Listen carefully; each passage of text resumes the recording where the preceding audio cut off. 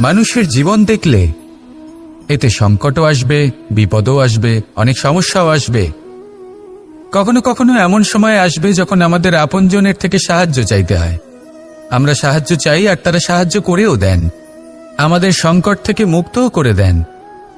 কিন্তু যখন এই সময় বদলে যায়, যখন সুখের সময় আমাদের জীবনে আসে, তখন আমাদের মনে একটা অহংবোধ জেগে ওঠে। মনে হয় উপকার আবার কি, সেই ব্যক্তি সাহায্য করেছিলেন তাতে কি, উনি তো নিজের কর্তব্য পালন করছিলেন। সেই ব্যক্তি আমাদের ধন দিয়েছিলেন যখন প্রয়োজন ছিল, তো আমরা সেই ধন তো ফিরিয়ে দিয়েছি, উপকার কিসের? এই ভাবনা অনুচিত। যদি কোনো ব্যক্তি আপনাকে সাহায্য করে থাকে যখন কেউ করেনি, যখন আপনার সবথেকে বেশি প্রয়োজন ছিল, সেই সাহায্য অমূল্য আর সেটা উপকারী বটে। যদি কেউ উপকার করেন তাহলে বিনম্র চিত্তে ভালোবেসে আজীবন তার উপকারের প্রতি কৃতজ্ঞ থাকুন। কারণ সত্যি কথা বলতে এই সংসারে উপকার করার মতো ব্যক্তি খুব কম রয়েছেন, আর উপকারীর কথা মনে রাখেন এমন কৃতজ্ঞ ব্যক্তি আরও কম। সেই জন্য জীবনে কৃতজ্ঞ থাকুন আর আমার সাথে ভালোবেসে বলুন, রাধা রাধা। সূর্যের প্রকাশ অন্ধকারকে দূর করে দেওয়া সেই মহানায়ক। এই সূর্যের প্রকাশ যখন পৃথিবীতে এসে পৌঁছয় কি হয়? এই পৃথিবী জেগে ওঠে, প্রত্যেক প্রাণী জেগে ওঠে, মানুষ জেগে ওঠে, নিজের কর্ম করেন, জীবন যাপন করেন। এই ঘুমের মৃতপ্রায় স্থিতি কাটিয়ে উঠে জীবন যাপন করতে শেখেন। এটাই হলো প্রভাব সূর্যের প্রকাশের। এবার এই প্রকাশ যে সূর্যের থেকে পাই, তিনি কি করেন? তিনি নিজেকে জ্বালান আমাদের জীবন প্রদান করার জন্য। প্রত্যেকটা মুহূর্ত তিনি তাপ সহ্য করেন আমরা যাতে সেই প্রকাশ লাভ করি। এটাই হলো জীবনের সারমর্ম। যদি আপনিও এই সংসারে প্রকাশ ছড়িয়ে দিতে চান, তাহলে আপনাকেও তপ্ত হতে হবে, নিজে জ্বলতে হবে, সেই কর্ম করতে হবে যেটা কঠিন হতে পারে কিন্তু আসলে শ্রেষ্ঠ। তবেই এই সংসারের সেবা করতে পারবেন, সংসারকে পথ দেখাতে পারবেন। নিজের অন্তরের প্রকাশ জাগ্রত করুন, তবেই সেই সকল ব্যক্তি যারা পাপের অন্ধকারে নিমজ্জিত হয়ে আছেন তারা জাগ্রত হবেন। সেই সকল ব্যক্তিকে জাগিয়ে তুলুন, প্রেরিত করে তুলুন সুখী হওয়ার জন্য যারা সুখী হতে পারছেন না। সেই সকলকে প্রেরিত করুন সাফল্য লাভের যারা সফল হতে পারছেন না। নিজের অন্তরের সূর্যকে জাগ্রত করুন, চারিদিকে শুধু প্রকাশই প্রকাশ হবে, জীবনই জীবন থাকবে, আনন্দই আনন্দ থাকবে, আর এই মন বারবার প্রসন্ন চিত্তে বলে উঠবে, রাধা রাধা। ধন, সম্পত্তি, এগুলো আসলে কি? এগুলো শুধু সেই মূল্য যার দ্বারা আমরা কোনো কিছু অর্জন করতে পারি। এবার এই ধনের দ্বারা এই সংসারে অনেক কিছু লাভ করা সম্ভব, কিন্তু সেই সব কিছুই শুধুমাত্র ভৌতিক বস্তুই হবে, ভৌতিক সামগ্রী, ভৌতিক সুবিধা। অর্থাৎ আপনার কাছে যতই ধন থাকুক, তা আপনাকে শান্তির ঘুম এনে দিতে পারবে না, আপনাকে জীবনের বাস্তব সুখের অনুভূতি লাভ করাতে পারবে না। কারণ এগুলো ভৌতিক ধন, এ ভৌতিক বস্তুই অর্জন করাতে সক্ষম। বাস্তবিক ধন কি? যদি এই প্রশ্ন আপনার মনে আসে, তাহলে তার উত্তর আমি আপনাকে দেব একটা উদাহরণের মাধ্যমে। কখনো আপনি শুনে থাকবেন যে একজন পিতা আজীবন অনিষ্ট করেন, অনর্থ করেন, খারাপ কাজ করেন শুধু ধন অর্জনের জন্য। তিনি ভাবেন যে আমি ধন অর্জন করব আর নিজের সন্তানকে একটা উজ্জ্বল ভবিষ্যৎ প্রদান করব, একটা সুখ স্বাচ্ছন্দ্যময় জীবন দান করব। এবার সন্তান যখন জন্ম লাভ করে, তখন সে ভাগ্যের জোরে সেই ধন ভোগ করে। যেরকম সে পায় সেরকমই তার ব্যবহার সে করে। কখনো আপনি এটাও দেখে থাকবেন যে সেই সন্তান সমস্ত ধন নষ্ট করে ফেলে, আর সেই পিতা যিনি সমস্ত ধন সঞ্চয় করেছেন, যিনি সেই ধনের প্রভু, আজ সেই ধনের প্রহরী হয়ে রয়েছেন। এবার এরকম কেন হয়? এরকম তখনই হয় যখন সেই পিতা বুঝতেই পারেন না যে তার জীবনের আসল ধন কি। সেই আসল ধন তার সন্তানকে সে দিতেই পারে না। যদি পিতা তার সন্তানকে কর্মের জ্ঞান দিতে পারেন, উচিত কোনটা অনুচিত কোনটা সেই শিক্ষা দিতে পারেন, সংস্কারের প্রকৃত শিক্ষা দিতে পারেন, তবে সেটা ধনের থেকে অনেক বেশি গুরুত্বপূর্ণ। এটাই হলো জীবনের বাস্তব ধন। আপনি সেই কথা তো অবশ্যই শুনে থাকবেন, কুসন্তান হলে ধন সঞ্চয় করে কি হবে, সুসন্তান হলে ধন সঞ্চয় করে কি হবে? সন্তান যদি কুপুত্র হয় তাহলে সব নষ্ট করে ফেলবে, আর সন্তান যদি সুপুত্র হয় তাহলে ধন থাকুক না থাকুক সে নিজেই কর্মের পথে অগ্রসর হয়ে ধন অর্জন করবে আর নিজের জন্য এক উজ্জ্বল ভবিষ্যৎ গড়ে তুলবে। তাই সন্তানকে সম্পদ দেওয়ার আগে কর্মের জ্ঞান দান করুন, সুশিক্ষা দিন, কারণ এটাই হলো জীবনের প্রকৃত ধন। আসুন আর আমার সাথে ভালোবেসে বলুন, রাধা রাধা। প্রত্যেকটা মানুষ আলাদা হয় আর অত্যন্ত বিশেষও হয়। প্রত্যেক মানুষ ভিন্ন ভিন্ন পরিবেশে পালিত হয়, বড় হয়। প্রত্যেকের নিজস্ব চিন্তা ভাবনা থাকে, নিজস্ব বিচারধারা থাকে। যখন অনেক ভিন্ন বিচারধারা একত্রিত হয়ে যায় তখন শুরু হয় বিবাদ। এবার এই বিবাদের সময় আপনি দেখবেন দুই ব্যক্তি যাদের মধ্যে এই বিবাদ হচ্ছে সবসময় এটা প্রমাণ করতে চান যে তার সামনের ব্যক্তি এবং তার ভাবনা, তার বিচারধারা বা তার বক্তব্য হলো অনুচিত। এবার এটাই যদি প্রেমপূর্বক রূপে আপনি ভেবে দেখতে চেষ্টা করেন যে সামনের ব্যক্তিটির বক্তব্য, তার মানসিকতা আসলে কি, তাতে উচিত ঠিক কি, সেটা আমরা বুঝতে পারি। একদিকে হলো এই বিবাদ যা আপনাকে সামনের ব্যক্তিটিকে অনুচিত প্রমাণ করতে বাধ্য করে, আর অন্যদিকে হলো প্রেম যা সামনের ব্যক্তিটির যুক্তি বুঝতে সাহায্য করে, তাতে উচিত কি রয়েছে সেটা বুঝতে বাধ্য করে, তাকে মহান হয়ে ওঠার পথে অগ্রসর হতে বাধ্য করে। তাই এই বিবাদকে ত্যাগ করুন আর প্রেমকে আপন করে নিন, আর এই প্রেম ভাব নিয়ে বলুন, রাধা রাধা। জীবনে সাফল্য এবং অসফলতা আপনার বল, আপনার শক্তির উপরে নির্ভরশীল নয়, আপনার মানসিকতার উপর নির্ভরশীল। যদি কোনো ব্যক্তি দৃঢ় নিশ্চয় করে নেয় তাহলে সে কখনো হারে না। যদি কেউ হার মেনে নেয় তাহলে সে কখনোই জিততে পারে না। শেষ পর্যন্ত কি হয়, এই ভাবনাই সত্য হয়ে সামনে চলে আসে, আর এই ভাবনাই পরবর্তীকালে ইতিহাস রচনা করে।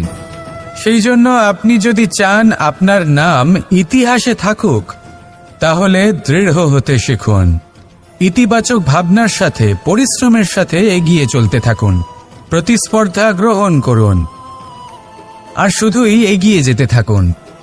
সংসারে আপনি যে কোনো উচ্চতাতেই পৌঁছতে পারবেন, কারণ ইচ্ছে শক্তি আর ভালোবাসার চেয়ে বেশি শক্তিশালী আর কিছুই নেই।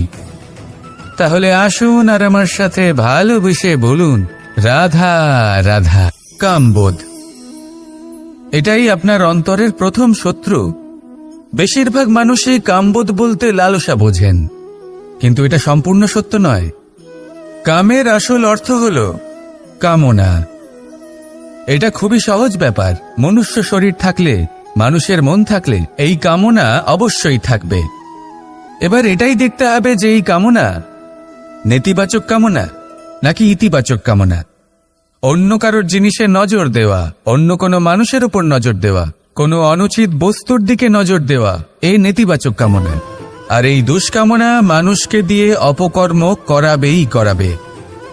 তাই মনে রাখবেন, যে ব্যক্তি নিজের কামনাকে নিয়ন্ত্রণে রাখতে পারেন তিনি সঠিক পথেও থাকেন, সঠিক লক্ষ্যে পৌঁছতেও পারেন।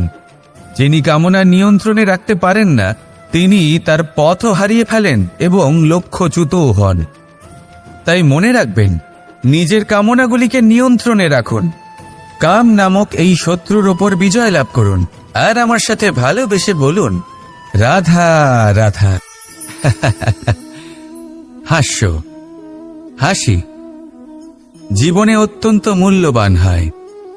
কথায় আছে যে হাসি এবং হাস্য আমাদের জীবনে ওষুধের মতো কাজ করে, আমাদের সুস্থ রাখে, আমাদের জীবনের অনুভূতিগুলিকে আরো সুন্দর করে তোলে। কিন্তু প্রত্যেক ওষুধের মতোই এর সাথেও এটাই হয়। প্রত্যেক ওষুধ সঠিক সময়ে, সঠিক মাত্রায়, সঠিকভাবে গ্রহণ করতে হয়। যদি এরকম না হয় তাহলে এই ঔষধও শরীরের ক্ষতি করে দিতে পারে। এবার আপনি ভাবতে পারেন, হাসি থেকে কিভাবে ক্ষতি হতে পারে? আপনি যদি অন্য কারোর উপরে হাসেন, তাহলে হয়তো তার মনে কষ্ট হতে পারে, তার অন্তরের মিত্র হয়তো শেষ হয়ে যেতে পারে, আর অন্তরের শত্রু জেগে উঠতে পারে। কিন্তু এটাই যদি আমরা সকলকে সাথে এনে সকলের সাথে হাসি, তাহলে হয়তো আমাদের অন্তরের এই হৃদয়ের ভেতরে লুকিয়ে থাকা যে শত্রু তা শেষ হয়ে যেতে পারে, আর অন্তরের বন্ধুসত্তা প্রকাশিত হতে পারে। ঠিক কি না? এবার আপনাকে উদাহরণ দিই। যখন দ্রৌপদী দুর্যোধনকে নিয়ে হেসেছিল, তখন তা মহাভারতের সৃষ্টির কারণ হয়েছিল। কিন্তু সেইখানেই যখন পার্থ আর মাধব একসাথে বসে মৃদুমন্দ হাসতেন, তখন ধর্ম স্থাপন করা হয়েছিল। তা আপনি কি চান? কাউকে নিয়ে হেসে তাকে আঘাত করতে চান, নাকি সকলকে একসাথে এনে তাদের হাসিয়ে তুলে ধনাত্মক প্রভাব ফেলতে চান? সিদ্ধান্ত আপনার। আসুন আর আমার সাথে ভালোবেসে বলুন, রাধা রাধা। মাঝে মাঝে কিছু মুহূর্তের জন্য চোখ বন্ধ করে ধ্যানের বেদিতে বসে ধ্যান করতে চেষ্টা করুন, আর বোঝার চেষ্টা করুন যে আমরা সর্বপ্রথম কি দেখতে পাচ্ছি, কি অনুভব করছি। আপনি দেখতে পাবেন সবার আগে আপনার চোখের সামনে আপনার দুষ্কর্মগুলিকে, আপনার লুকিয়ে থাকা ক্রোধ, অন্তরের যন্ত্রণা, ভয়, নিরাশা, এই সব কিছুই সবার আগে দেখতে পাবেন আপনি। আর এই সব কিছুই আমাদের দুঃখের কারণ হয়ে ওঠে। এই সব কিছু সারমর্ম কি? সারমর্ম শুধু একটাই, সেটা হলো এই যে আমাদের এই মন তা কিন্তু দুষ্কর্ম পছন্দই করে না। আমাদের এই মন একটা সুখময় জীবন যাপন করতে চায়, সৎকর্ম করতে চায়। তাই এটাই করুন, শুভ চিন্তা করুন, শুভ কর্ম করুন, ইতিবাচক মনোভাব নিয়ে জীবনে অগ্রসর হন। তারপর চোখ বন্ধ করে অন্তরে দেখতে থাকুন। দুঃখের আভাসই পাবেন না। এই মন প্রসন্নতা এবং প্রেমের দ্বারা পূর্ণ হবে এবং বারবার বলে উঠবে, রাধা রাধা। ছোটবেলা থেকেই আমি গরু চড়িয়ে অভ্যস্ত, সেই জন্য সকলে আমাকে গোপাল নামে ডাকত। কিন্তু গোপাল হয়ে আমি একটা অমূল্য শিক্ষা লাভ করেছি। আমি দেখেছি যে গৌশালাতে অনেক বাছুরের মধ্যে একটি গাই তার নিজের বাছুরকে অবশ্যই চিনে ফেলে। যেখানে সমস্ত বাছুর একই রকম দেখতে এবং প্রত্যেকের স্বরও সমান, তারপরেও সকল বাছুরের মধ্যে নিজের বাছুরকে ঠিক চিনতে পেরে যায় এবং তার সাথেই থাকে। ঠিক এইরকমই কিছুটা হয় আমাদের কর্ম এবং তার কর্মফল। আপনি সবার মাঝে থেকেও কোনো কর্ম যদি করেন, সেই কর্মফল সবার মধ্যে আপনাকে চিনে ফেলবে এবং আপনার সাথেই থাকবে। তাই যখনই কর্ম করবেন ভেবে চিন্তে করবেন। কোনো কর্ম করার আগে একবার ভেবে দেখুন, তাহলে জীবনে বারংবার অনুতপ্ত হতে হবে না। কারণ বিষয়টা কিছুটা এরকম যে এই সংসারে আপনি কাল, কর্মফল এবং সময়, এই তিনের হাত থেকে কখনো লুকোতে পারবেন না, কখনো পালাতেও পারবেন না। আসুন আমার সাথে ভালোবেসে বলুন, রাধা রাধা। আভূষণ। কার না ভালো লাগে এই আভূষণ? আমরা পরিশ্রম করি, ধন অর্জন করি, আর আভূষণ কিনে থাকি, কখনো নিজের জন্য, কখনো বা তাদের জন্য যাকে আমরা ভালোবাসি, বা তাদের জন্য যাকে আমরা সম্মান করি। হয়তো সেই জন্যই সীতা চূড়ামণি ধারণ করেছিলেন এবং আমি সামন্তকমণি। কিন্তু এটাই কি সেই প্রকৃত আভূষণ যা আপনার মূল্য বৃদ্ধি করে? না। শ্রীরামের আভূষণ হল ওনার নম্র ভদ্র ব্যবহার। মাতা সীতার আভূষণ হল ওনার সততা, ওনার নিষ্ঠা, ওনার ত্যাগ। অর্জুনের আভূষণ ছিল ওনার একাগ্রতা। রাধার আভূষণ ওনার প্রেম। এই আভূষণ কোথাও নেই, আপনার মনে আছে।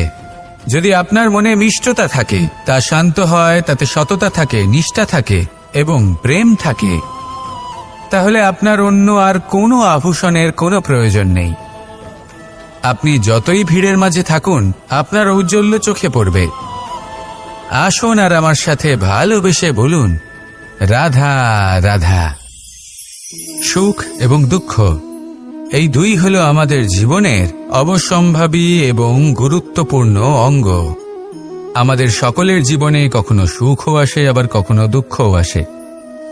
আমরা সবসময় ভাবি আমরা কিভাবে সুখ লাভ করব, কিভাবে আমরা দুঃখ থেকে দূরে থাকতে পারি। আর এই জীবনে যা কিছুই ঘটুক না কেন, সেই সব কিছু আমরা সুখ এবং দুঃখের মাপদণ্ডে মেপে থাকি।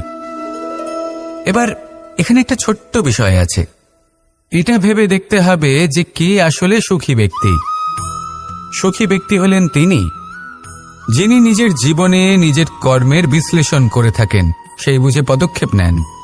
উনি কি করতে চলেছেন সেটা উনি জানেন। আর যদি ওনার কোনো দোষ থাকে বা ভুল থাকে, তাহলে সেগুলো শুধরে নিয়ে এগিয়ে চলেন। সেই জন্য উনি সুখী হন। অন্যদিকে যে ব্যক্তি দুঃখী, তিনি কি করেন? তিনি নিজের উপর নয়, অন্যের উপর নিজের নজর রাখেন, যে তিনি কি করছেন, কিভাবে কর্ম করছেন। ওনারা অন্যের নিন্দা করেন, অন্যের সাফল্য দেখে ঈর্ষা করেন, ক্রুদ্ধ হয়ে যান, ওনাদের বাধা দিতে চেষ্টা করেন। সেই জন্যই তো ওনারা দুঃখী হন। এই সংসারে এমন অনেক ব্যক্তি আছেন যারা এই কারণে দুঃখী নন যে তাদের জীবনে দুঃখ আছে। তারা এই কারণে দুঃখ পান কারণ অন্যের জীবন অনেক বেশি সুখের।